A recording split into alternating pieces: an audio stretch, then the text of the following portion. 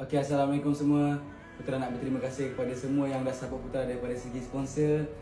Dari korang datang ke Tenis Indo Senayan, yang dah beli live on pay-per-view, Putra berterima kasih. Putra appreciate sangat dekat korang. Putra dah bagi sehabis yang baik, dah bagi semaksimal yang mungkin. Tapi Allah dah tentukan bukan rezeki Putra, dan Putra tetap bersyukur. Buat ramai yang tanya dekat Putra, Putra tengok dekat komen. So ini adalah pendapat daripada Putra. Untuk satu pelanggaran yang Putra buat tu, Putra mengakui Putra memang salah. Tapi sudah dibayar dengan tolak 1 point, and it's fair for me. Disebabkan Putra kena tolak 1 point, so dia punya keputusan adalah draw. Tapi macam korang tahu, kick striking memang tak ada draw, and perlu ada tambahan round.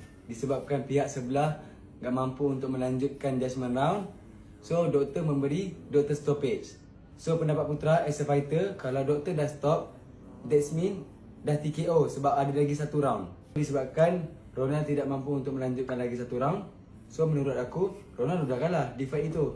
So kalau korang tak boleh terima dengan pendapat Putra daripada awal, better no contest saja ataupun disqualified, itu je.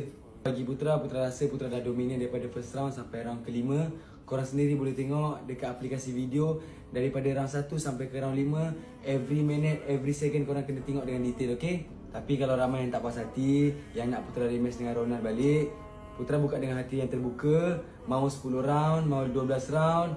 Sebab semalam masa dah habis fight pun, dah habis 5 round fight, Putra cakap dengan ref, nak tambah lagi 3 round pun Putra okey. Tapi ya, so untuk supporter Putra daripada Malaysia, daripada Indonesia, stoplah bergaduh dekat social media yang Putra tengok sekarang ni.